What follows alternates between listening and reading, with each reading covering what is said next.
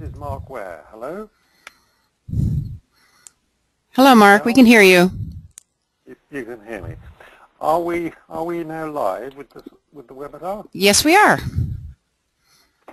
In that case, my apologies to everybody for the late start, which was unfortunately due to me getting hooked in with appropriately at my end in the way that you could hear me. But I'm here now, and I'd like to, without further ado, move on with this first webinar in the SSP series of 2013, the New Publishing Normal, Managing Rapid Data Dissemination, Open Research, and Organizational Growth. I'm going to be moderating the session today, which means that you'll hear relatively little of me for the next half hour or so, and even then only briefly. But we're primarily concentrating on our two excellent and interesting speakers for today. Tracy DePellegrin of the Genetic Society of America will be up first, and then Peter Brantley of the new organization Hypothesis. Each of our speakers is going to present to us for 10 to 15 minutes, and we will have questions, but we'll defer the questions and discussions until after both speakers have concluded. So the process for submitting questions, though, is through the question facility on the web conference software. And if you can enter that through the appropriate box, we'll monitor the questions and then bring them forward as best we're able, depending on the volume of questions, at the relevant point. I hope that's clear and will work for everybody. So just before we kick off there, just a few words about what the title of this seminar means, what we mean by the new normal for publishing, open research, and organizational growth. Sometimes as we face what feels like this accelerating pace of change, we almost feel we're in a perfect storm here, that trifecta of technology innovation, market and business model changes, and underpinning both of those, cultural shifts towards openness, which can sometimes feel like an assault on copyright and publishers' assets from some perspectives. But when we talk about open, of course, we as publishers, we sometimes default to thinking about open access. But here, I'm not thinking about open just in that context, but in what I sometimes think of as open everything. Yes, open access is a key part of that, but it's against this backdrop of open source, open educational resources, which are coming very much to the fore in the last year or so, open data, open peer review emerging, and increasingly science in the open, or something called open science. So openness in this context is not just an economic argument about which is the most financially or perhaps societally efficient model for publishing journals, but is seen as an inherent part of the process of scholarship, if you like. In a very influential report published by the Royal Society in the UK last year, they say research is at its best and most effective when it's an open enterprise, which was the title of the report. And they go on to say, quote, science's powerful capacity for self-correction comes from openness to scrutiny and challenge. And I think that quote gives us really the lead to the peg for a lot of what we're going to be hearing about today. Firstly, in respect of an open access journal, but one that is also, as we'll hear, has some thoughts about incorporating data within that process. And secondly, in relation to an open peer review approach. So our first speaker is going to be Tracy DePellegrin, who is the executive editor of Genetic Society of America journals Genetics and G3, Genes, Genomes, and Genetics. She started with GSA as managing editor in 2004, becoming the executive editor 4 years later. Previously, I found this very interesting, she was a human factors researcher for Carnegie Mellon University Libraries, focused on ways in which people searched for and used online journals, library cataloging systems, and information databases. And she's also taught technical writing and software documentation at Carnegie Mellon. Well, today she's going to be talking specifically about G3, the GSA's new open access journal. New, it was launched less than 2 years ago in mid-2011. I'm personally really looking forward to hearing about how GSA has created a workable model for publishing fully open access title in the face of tight budgets. And I'm personally especially interested in G3's commitment to opening up not just the published data, but content, but also some of the associated data. So at this point, I'd like to hand over to Tracy. Yes, hello. Thanks very much, Mark, and welcome, everyone. I think Mark sort of gave the introduction, so I'll skip ahead to the first slide and talk about my organization. The Genetic Society of America is one of the oldest scholarly societies in the United States, with a membership of about 5,000. Most of our members are basic scientists and model organism geneticists. So that is flies, yeast, worms, different kinds of fungi, zebrafish. So not exactly all the glamorous organisms that people necessarily associate with genetics, but very important organisms, right? So we also have a large contingent of population geneticists. And in terms of the GSA's mission, GSA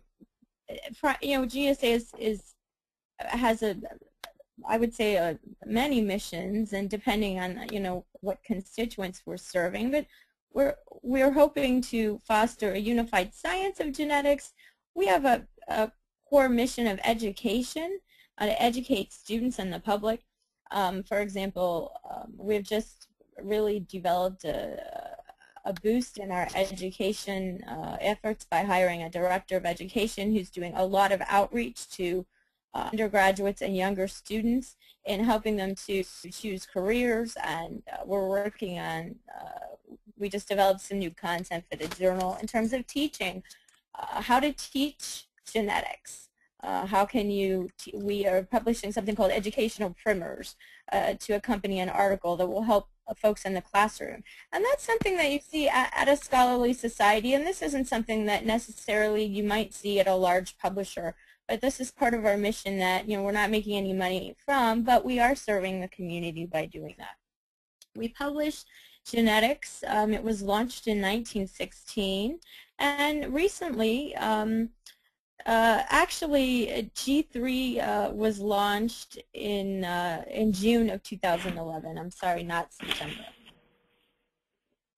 That's our new open access journal.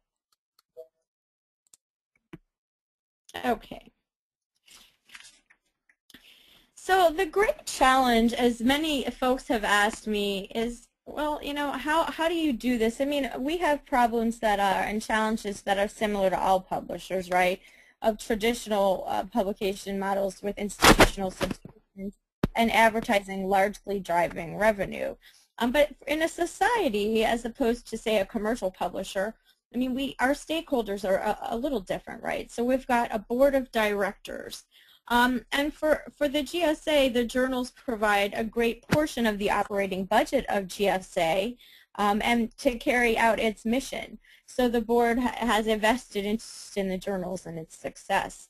The GSA members, their interests are, they want things like discounts on page charges. They want us to represent and lead the field and advocate for genetics. Our authors want everything, right? They want us to publish, promote, raise the impact of their work. They desire editors who are well recognized and who are their peers, who can actually help them to improve the paper.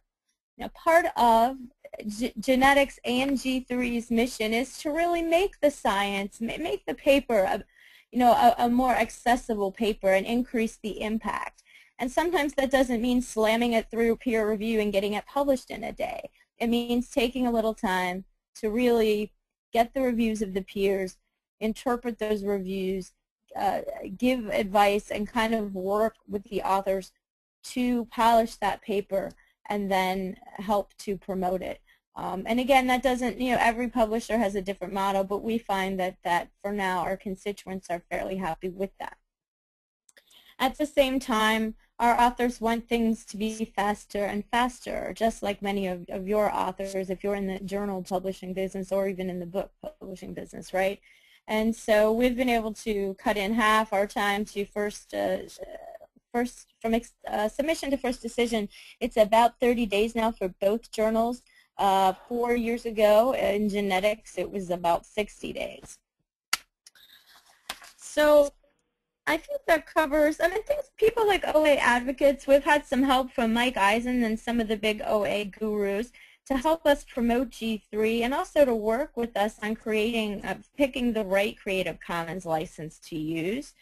I come from a library background and have great affection for libraries, and I've been able to work with folks in ARL and other libraries to help promote G3, because really it's, we need to get people looking at our papers, right, in other ways besides just PubMed and PubMed Central.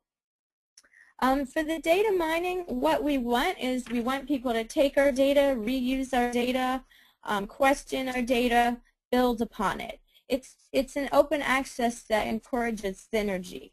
There are a lot of journals who say that they have an open access, not open access, but open data. They require all the primary data. But in reality, when you look at some of those papers, it's true that that's not in fact happening. So when we say that raw data is required at submission, we mean it, or we do not review that paper. So the other challenge I want to tell you is that we are self-published. We have lots of reasons for that, and we had looked into outside publishers at various points. But for us, we found out that we did better fiscally. We had more editorial control, and it actually has worked out better than had we gone outside. Although we do partner with many vendors to help us achieve our missions. We have 2 full-time editorial office staff, we have a limited budget, and we had a limited time to break even. And my staff and I really are committed to getting at least 5 hours of sleep a night.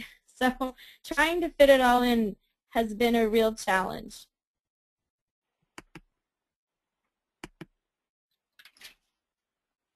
Okay.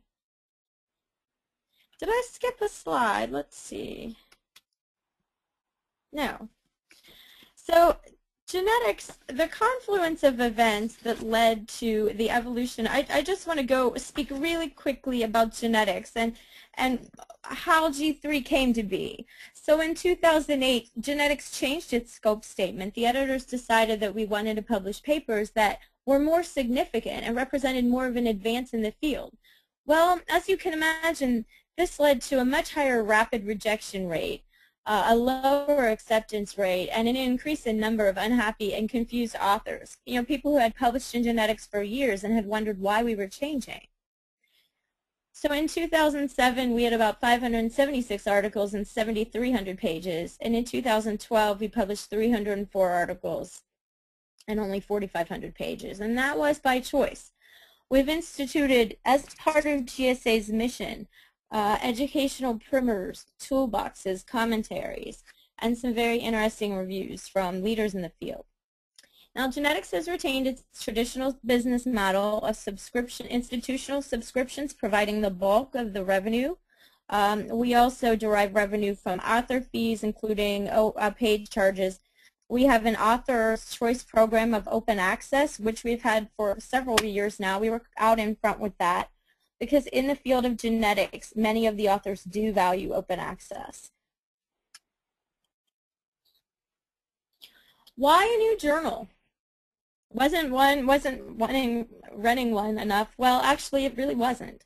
We wanted to better serve our members and the entire genetics community. And again, we weren't driven by profit or necessarily a hot trend, but we wanted to build on our GSA's mission to serve the community by providing a venue for publishing high-quality, useful data sets, tools for analysis of large-scale data sets, things like genetic screens, genome maps, sequences of novel species, papers that were interesting and important but just didn't quite hit the significance bar of genetics. So maybe papers that were more descriptive and did not have mechanism.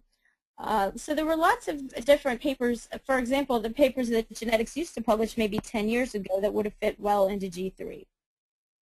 We decided to go with a Gold OA program. We wanted open, unfettered access to the raw data. And we really hope to strengthen the position of genetics and of GSA as a publisher. We know our constituents best, and we feel that we are the best prepared with our partner vendors to serve our community. And we wanted to experiment with a new business model. Open access is definitely moving toward us, and we're moving toward it faster and faster. And we wanted to look and see, we wanted to offer our authors something a little different in terms of a fully open access journal. Now, some might say, well, G3 is a gimme, right? Acceptance is a foregone conclusion, and it's comparable to other journals that just take any paper. And the fact of the matter is that we are run by a board of directors and a publications committee and editors-in-chief who are academics. We have extremely high standards, and the science must be good. It's just critical. So the experiments must be high quality, well described, and reasonably interpreted. The study has to be useful for genetics and genomics investigators. If it's a negative result, it still has to say something that is useful to an audience. The results are original, and of course they adhere to community standards for data availability. So for example, we've had authors submit papers, but they refuse to submit the raw data. So say, for example, poultry breeders, where their scientists have worked with industry, and the industry is not releasing the data, even under an author agreement. And then we just can't review the paper. We say just send it somewhere else, even though we'd like to look at it. If the data is not available, how can you trust the data, and how can the results be replicated? Okay. The strengths are that it has an affiliation with GSA and genetics. So we've been able to create a tremendous synergy by having the genetics processes, and many of the genetics editors give G3 an excellent advice and guidelines. The journal serves a very important niche because we believe that there were many, many papers that could have gone into genetics that, for one reason or another, are better suited to G3. We don't believe those papers should go to a large mega journal where they're going to be lost, as in some database where they're very difficult to find and get attention. Our Creative Commons license is the most liberal form of the license, as supported by Mike Eisen. We require all the data. And when you're, as a publisher, as an author, this is really important for, we believe, almost moral reasons. And in some cases with clinical journals, I understand it's a little more challenging. And we have had some cases where we have drafted some author agreements to provide data for under individual circumstances. So we're pretty malleable in working with authors. Our goals for both journals, but we want rapid publication. We want to give them 30 days to a first decision because people want their research out quickly. We have database links embedded in our content. And what I mean by that is we have model organism database like the Saccharomyces genome database or FlyBase. And if your paper is related, we will link genes, objects, and other genetic elements right to the database with one click. We just started yesterday an early online option with G3 Within 7 days of acceptance, the peer-reviewed, peer-edited manuscript will be online. Now, it's not the prettified version that we get after copy editing, but it gets you into PubMed, and it gets the research out there pretty quickly. All right. So how are we strategizing for survival and success of G3? And I think we're still figuring it all out, to be honest. We're still fairly new out of the gate. But I think because we're a lean organization, as many scientific societies are, we realized that we needed to take advantage of what resources we did have. We used interns and we used some administrative staff to do the legwork to create mailing lists for promotion. We have a lot of cross-training. We do a little bit of everything. My background is in marketing and business, as well as scientific editing and process and project management rather. So we all do a little bit of everything. We have had a lot of society support and sponsored incentives, like discounts and page charges for members and no page charges for editors for their first term, so that it gave them incentive to publish in the journal and set the standard as G3 as a standard where established prestigious scientists wanted to publish. We've got over 80 editors, and we use them as ambassadors to and the editors really believe in the mission of the journal, so it's not hard for them to serve as ambassadors. Our sister society is the American Society of Human Genetics, and we've had nice success having a booth at their meeting and sponsoring their annual meeting, which is quite substantial, and really a great synergy with that organization in ways as well. I would also like to emphasize that the OA community has been supportive. CoASP and open access, the open access advocates in libraries have also been very supportive, as we're really trying to transition eventually to more of an OA model. But right now it's simply not fiscally sustainable. I think the final, for genetics and G3 that is, finally, visibility is critical, right, to sustainability. So we've just got to up the amount of promotion and get the word out about the kinds of work that we do, that the editors making decisions on your papers are actually your peers. They're not professional editors, and they're not somebody who's right out of school. And that might work for some publishers, but for us, we do believe that the best model is having editors as making those decisions. Okay. That said, there were a lot of lessons learned. I could go on and on for about another 45 minutes, but I'll try to speak quickly. I've spoken too quickly. Let's see. Oh, my slip. I'm sorry, my notes were on a different sheet of paper. So there was no blueprint available for launching an OA journal. You know, at the time we launched G3, there were either the very large publishers out there like Biomed Central or PLOS, and sort of their operations were quite significant and substantial. So it didn't really help us to look toward them, although when we talked to them, they were very useful in providing tips. Most authors in the Genetic Society of America and who publish in our journals want open access, but they don't entirely know why. If you say, well, why do you want your paper to be free to all? Like, why? This is basic science, right? It's not even clinical science. And they'll say, well, we don't really know, but we think it's important. So we have to find out and how to find out, what does OA mean to them beyond just an ideal? Does it mean more citations, more access events? We really needed to show them the way their work has impact beyond just a citation or an impact factor. What are the other ways that their work is important? The Creative Commons licensing was not entirely straightforward, so it took us a while to kind of get through that and figure that out. Getting into PubMed was extremely difficult. And we actually found a loophole that allowed us to get in to PubMed quite a few months earlier than we would have otherwise. I'm happy to talk with anyone about that if folks want to contact me afterward. As you know,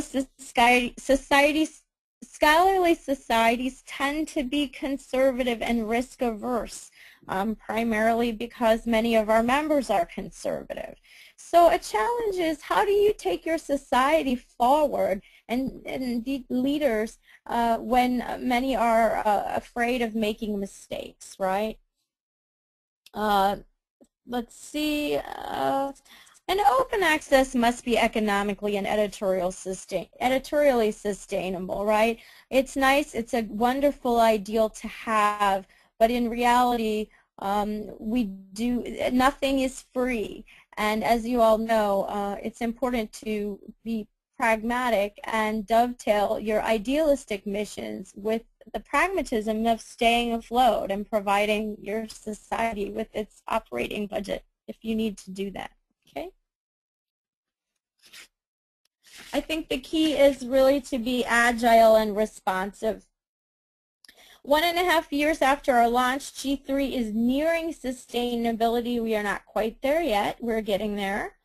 We're maximizing economies of scale by using the same types of workflows as we have with genetics, the same kinds of policies that we have incorporated with genetics. And for example, we do allow, speaking of free access and open access, we allow our publishers to deposit preprints in archive. Which was, there was much discussion about that, but our population geneticists really wanted us to be able to do that. We wanted to be able to help get their word out faster than we could do it through traditional peer review and publication processes, so we allowed that. So we have to be flexible and listen to our constituents. We're increasing submissions slowly with G3. For the most part, our authors are thrilled with how the process is going. And now that we're doing early online, they're even happier. And we're publishing, I'm sorry, papers should be pluralized. We're publishing interesting papers. The word in the street and through our survey says that the papers we are publishing are well received and they are going to be useful resources.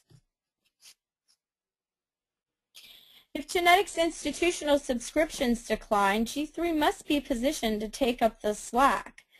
Because genetics really still does provide the bulk of the society's income, as if you are with a scholarly society, many of you are probably nodding your heads.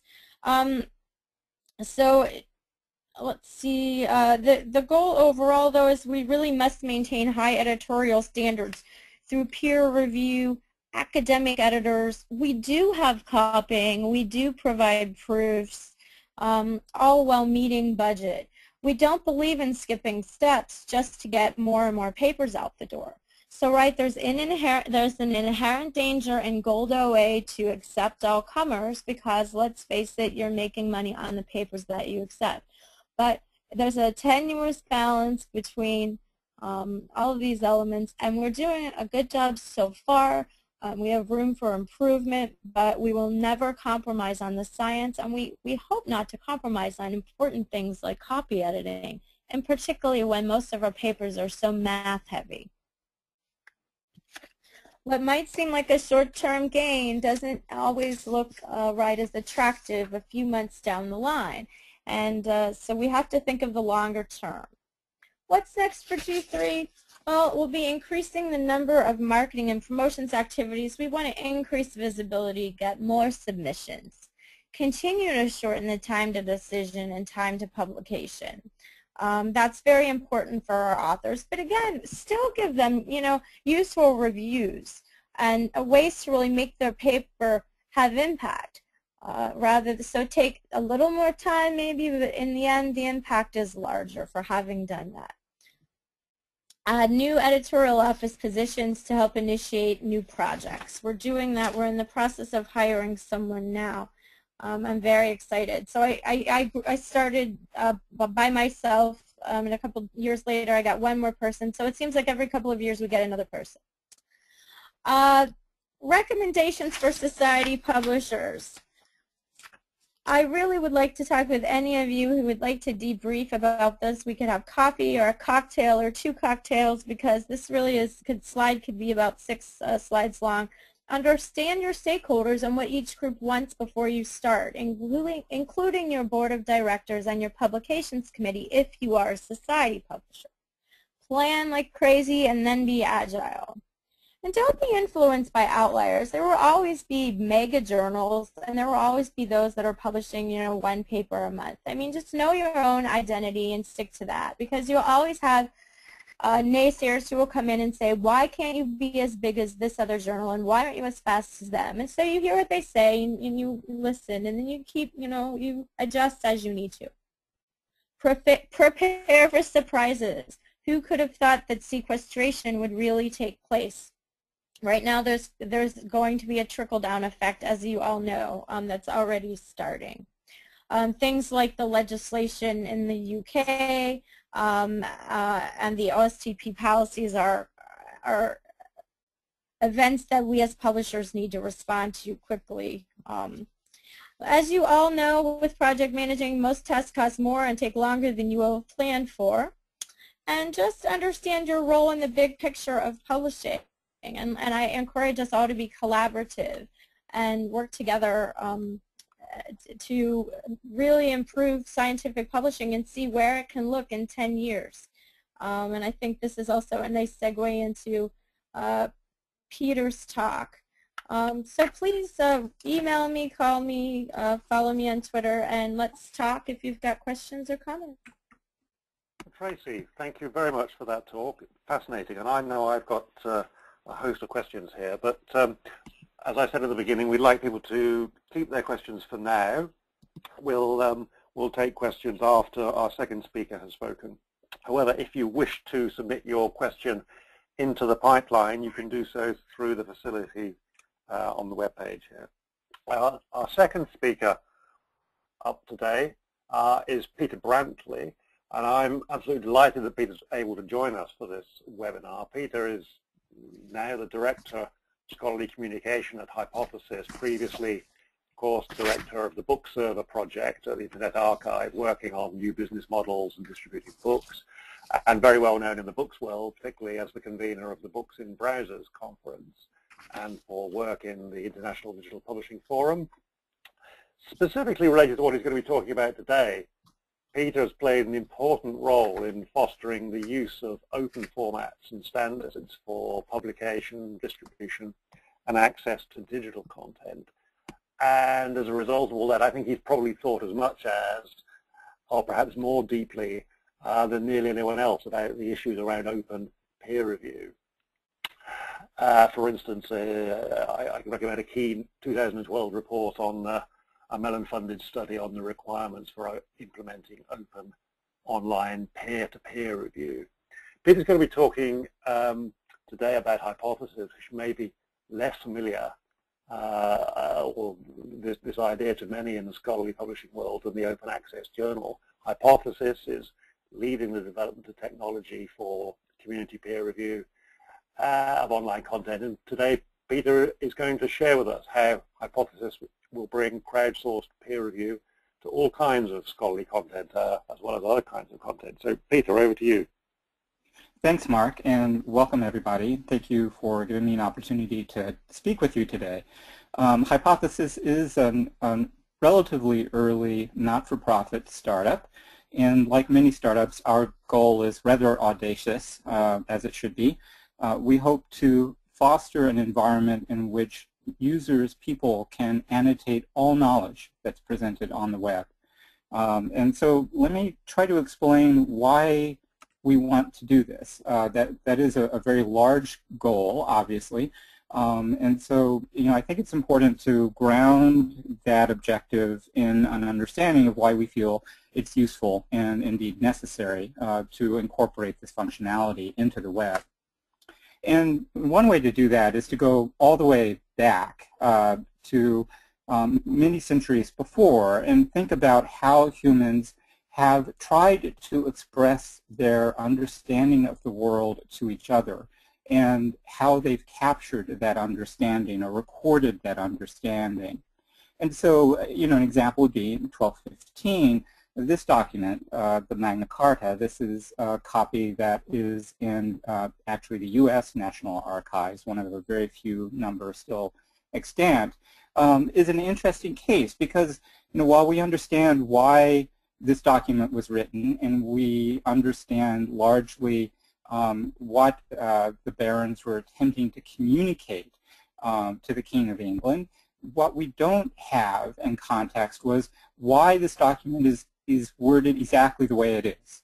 We don't have the give and take over why it was that sentences were structured the way they were, or why certain kinds of ideas or precepts were laid out in this document. And the only way we can derive that is by looking at later iterations of documents relating to rights in England and what was dropped or what was later added, and to whatever paltry intellectual record exists. But we don't have the blow-by-blow of what was put in and why, and how much richer our understanding of 1215 would be if we actually had that kind of discussion recorded along with this document to aid our understanding of the revolution of rights in England. And even much more recently, taking us in here to the 19th century, other kinds of understanding we absolutely lack because there was no place to record. This is just the title page of the 18th Brumaire by Karl Marx. And this document, as many people may know, was really one of the first extremely clear, lucid expositions by Marx of his theory of social history, and it really had dramatic influence on the origin of political economy, of what we now call sociology. And although there are many reactions to this document, again, what we lack are what contemporaries of Marx thought about the document, how they might have interacted with this document. If you could imagine seeing their thoughts in this document, as it was published or shortly thereafter, that would be an extraordinary insight into the contemporary context in which Marx conceived of his theories of political economy and society.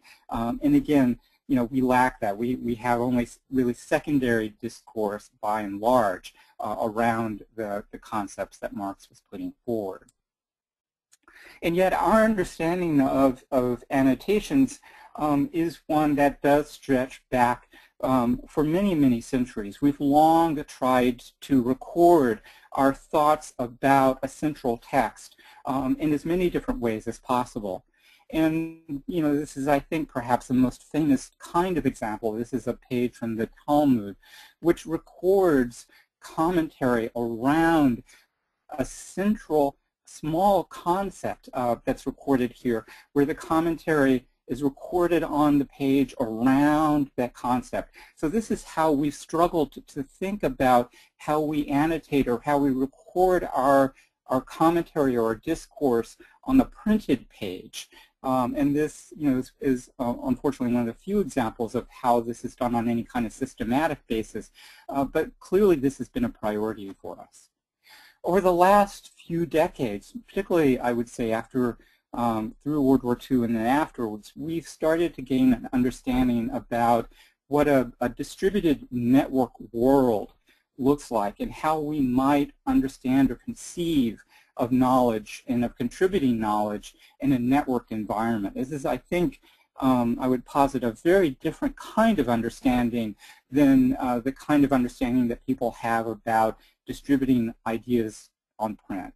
And indeed, I think we're still in the very early stages of trying to grapple with how we might represent sharing of knowledge online. And those kinds of struggles surround us in many different ways.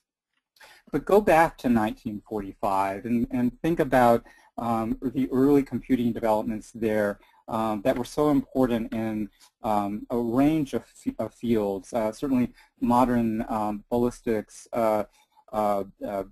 discovery of cryptographic algorithms and routines, and larger projects such as the Manhattan Project. And that takes us to this individual, who many of you may recognize, Vannevar Bush, who wrote a seminal essay in 1945 about how we might think in a networked environment. And whatever you may think about Bush's essay in The Atlantic, and whatever criticisms you might bear, it's clear that through his experience with computing, early computing, with the wartime effort of which he was a central part, he was beginning to move into a conception about how we might work with knowledge in this kind of distributed network environment. And so this paragraph is an example of running through an encyclopedia, of knitting together pieces of information or knowledge, and then even being himself so audacious or insightful to suppose that a researcher might insert a comment of their own into this new linked trail is the beginning, I think, of or one indication of the beginning of this kind of network awareness of how we may work with information and knowledge. If you bring us back to the current age, there are a lot of efforts happening in this space right now. In fact, trying to figure out how you annotate, how you do commentary online, particularly in the web, is very much of a rich environment right now. And perhaps no better example of that is this new startup, Rap Genius, which has as its effort to sort of decode rap lyrics and to translate the intent of rap artists to a broader community by allowing people to comment on lyrics and drawing in external sources of information ranging from Wikipedia to various kinds of urban dictionaries and so forth, along with historical references and so on. Rap Genius is notable primarily because it was funded by Andreessen Horowitz, an early stage funding firm, to the tune of, I believe, $15 million, a not insignificant sum. But for us at Hypothesis, what's really interesting is the note that Mark Andreessen wrote at the time of the funding. And what he said was that he and his developers of Mosaic, the first widely available web browser, had actually not only thought about incorporating annotation into Mosaic, into that browser, but had actually done so. They had actually built in a feature called group annotations into early development of Mosaic, into early versions of Mosaic, so that users could comment on web pages and that discussions could be generated. But what they lacked at this time in the early 90s was a way of creating a distributed storage architecture that was robust, flexible, and could withstand the kind of discovery needs that would be obviously tantamount for success. And so they shelved it. They had to pull it out of Mosaic and leave Mosaic without this functionality.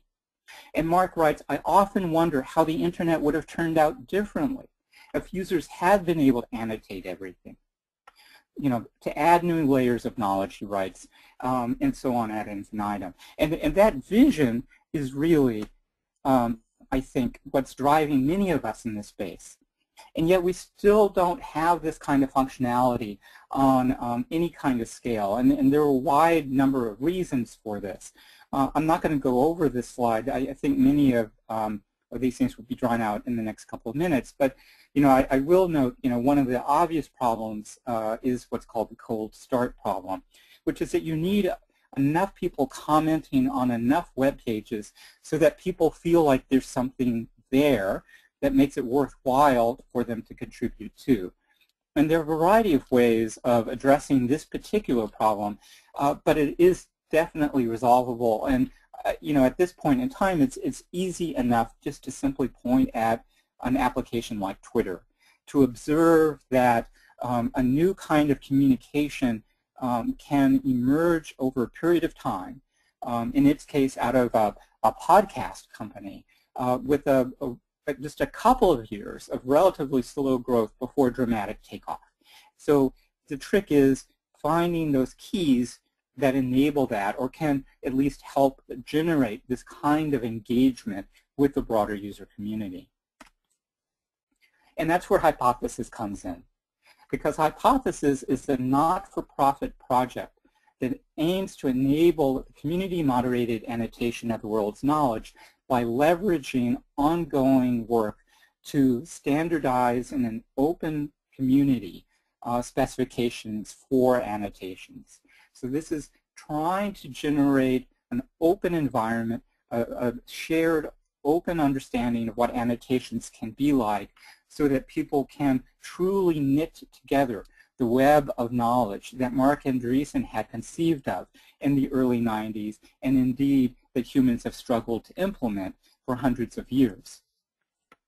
Currently, Hypothesis is funded by grants from the Sloan Foundation, Shuttleworth, Knight Foundation, and the Andrew W. Mellon Foundation. And we certainly anticipate over the next couple of years, as we start to generate as much of this infrastructure as we can, that we continue to receive grant funding to sustain us in our early efforts, in part through partnerships with other communities and knowledge domains.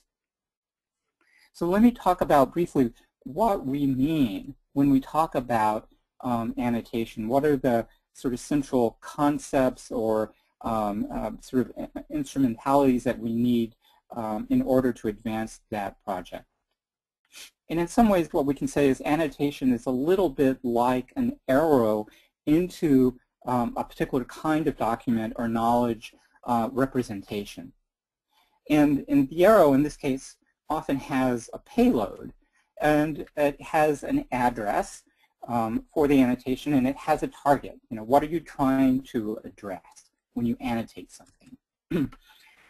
And so this is an example. This is actually a page from a document on optics, and an individual here has made a commentary on this document. Now this is of note to modern day scholars, because the person who actually made that annotation was an English scholar named Sir Isaac Newton, and so the very fact that he was the individual who was making this annotation, this marginalia, is of import. But you can see, clearly how this, the concepts of a target or and a body for an annotation come into play.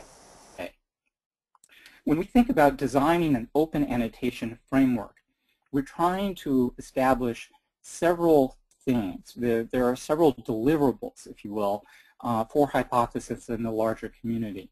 Open annotations have to be standards-based, and they need to be interoperable to the extent at least that they're public. An open annotation should be addressable on the web or on the network more broadly. Ideally, it needs to work across different kinds of representations of a single kind of presentation. And that can be as prosaic as being able to work across an HTML or a PDF representation of the same paper. We need to be able to point both to a general work, such as a book or an entire article, or specific passages, and we need to be able to permit this kind of chaining of references that Vannevar Bush pointed to as early as 1945, from one network location to another. We really need to support threaded discussions when they're appropriate, and we need to be resilient to changes in document structure as a result of revisions or ongoing edits, which might often be the case for reference works or textbooks or other kinds of continually evolving representations of information.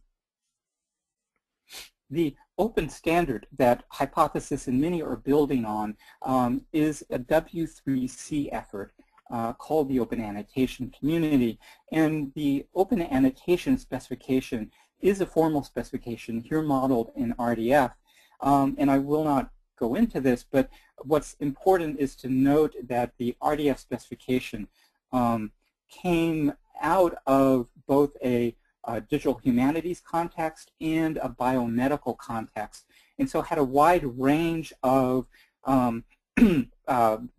precedent conceptions of the kinds of annotations that might be necessary. And there are many different kinds of annotations that can be modeled in that W3C framework. We can have a standard annotation where somebody makes a marginalia, if you will, and there's a specific target, and you're actually referring to a particular point in the text. You might make just a general comment where over an entire work where you're not actually selecting a subcomponent of a work. Or you might highlight without actually making an annotation in and of itself, but just drawing notice to a particular phrase. And you might bookmark or just note that you're interested in the broader work itself without drawing any kind of distinction to specific text or to making any kind of larger comment about the text. Just noting this is interesting by virtue of making a bookmark on that document. Now, one of the challenges that we face, one of the core challenges that we face when you think about the web, is that there's a mechanism for pointing to an entire document already in place. Excuse me, and that's the URL. But what we lack right now is an ability to point within the document in any kind of regular way. There's no sort of standard for this as part of the web framework. And if you think about anchors in a particular document that allow people to navigate to sections, deeper in, those have to be placed by the original document author or those who have the ability to contribute as authors to that document. There's no way from an external user's perspective to, in a standard way, point into the document. And so we have to construct this way of saying, I'm interested in this specific area of the document and not this other area. Peter, this is Mark Ware, just a second. If I could just cut in a second and just point out the time. We're 3 minutes to the hour, although we started a little late. It would be good if you could aim to kind of push ahead a little. Thanks very much. Yeah, sure, sorry. So we need to be able to do that for many different kinds of information as well. Video, genetics information, any kinds of media can be documented or annotated. And we also should be able to tag the reason or motivation for an annotation with this kind of metadata like I just want to comment on this, or I want in a peer review context to ask a question of the author, I want to challenge or support a particular thesis, and so forth. And indeed, one of the capacities that we think annotation will add to the scholarly production process is the ability for an editorial staff to be able to look at a document in review and see where the points of contention are among the reviewing community. And an annotation should survive, as I said, minor changes in the host document, such as spelling, corrections, and similar things, by using what's called fuzzy matching. So you're looking at not just the particular point of the text that the annotator is interested in, but as a system, as a software technology, trying to frame that particular selection with enough additional information so that you can find that location again. And this is particularly important when you're comparing PDF to HTML. You should also be able to survive larger edits, such as a wholesale move of a paragraph from one location to another. So I've referred to the need to do a web to PDF comparison before, but this is obviously a critical component of a peer review context or an annotation context. And I'm going to skip some of this, but there is an obvious distinction between a pre-pub peer review process, which has to be integrated into an existing workflow in many cases, and then the possibility of a post-publication peer review where there's a more open discourse, more open engagement over already published material. And I'm just going to run through these slides very quickly rather than try to do a live demo. This is what our software actually looks like now in practice, where you can annotate, you can see a display of extant annotations, you can create a link to an annotation and then provide that link into an external context like Twitter, and then drive traffic back to the original document and annotation, or you can embed the annotation into another framework. We're holding a meeting in mid-April, 10th to 12th, with support from the Mellon Foundation, which attempts to pull together the broader community to discuss the challenges of annotation, particularly in an academic environment, whether it be data or genetics or text, to attempt to elucidate use cases and to help inform the broader community about how to move forward. The conference is called iAnnotate, and video broadcasts will be available. The website is iannotate.org. Thank you very much. Peter, thank you so much for rushing a little there at the end. I know there was a lot that we would have loved to have spent time on if we'd had it. We've reached the hour, but we've had a little bit of a late start, so we thought we'd continue for just 5 minutes past the hour. Even so, we don't have a lot of time. As of now, we haven't had any questions from the floor, as it were, from the audience. But I thought maybe we could just have time for at least one question that I would like both of you to answer in different ways, which looks at the overlap between the two areas, if you like, which is, I mean, for Peter, I'm interested in how you would see scholarly journals using the open annotation, in what context, and specifically whether publishers would be directly involved or whether it would be independent. And while you're thinking about that, perhaps Tracy, I'm interested in your reactions and how you see this from the GSA's point of view. What opportunities do you see for this kind of open annotation, open peer review? Maybe I'll let Peter go first. Yeah, fair enough.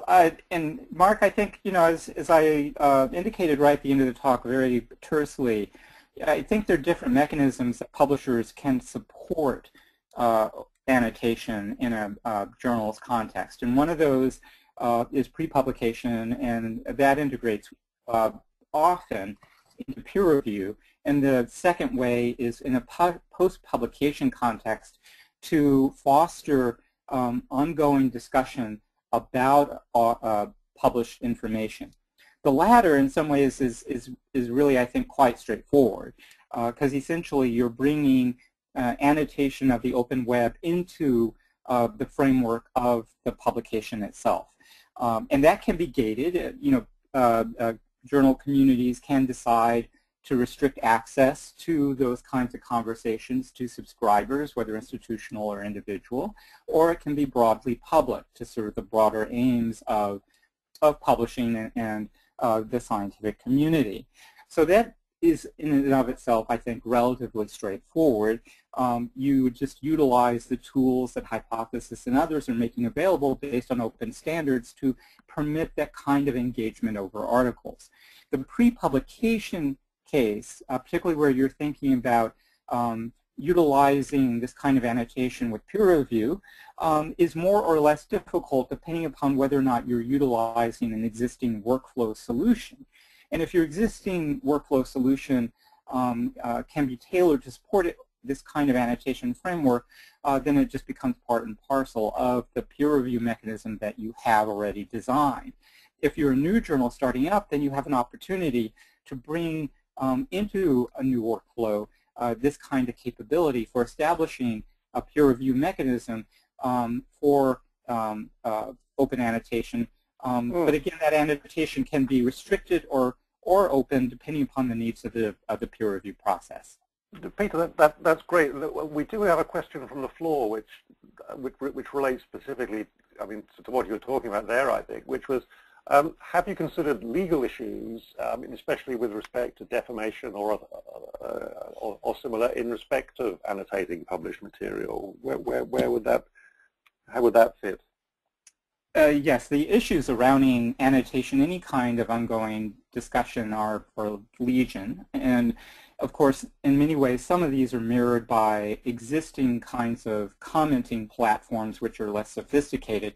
But certainly we would need to encourage as often as possible an algorithmic determination of, you know, this is essentially hate talk, hate speech, or defamation. We need to figure out how to manage trolls, spam. And many of these can be automated. In many cases, there will be a need for human engagement or human management of the process, particularly when there is a desire to curate the discussion that is generated around a particular kind of content. So we absolutely recognize that people will not always be on their best behavior, and that there will be a need to continue to have oversight over the community discussion process in many contexts. Well, thank you very much for that. I don't know whether you had anything you wanted to very quickly add, Tracy, but I think we are now approaching the, if you would. Well, I just wanted to say that I actually can't wait to talk with Peter offline, because I'm curious, and I can see a few opportunities for G3.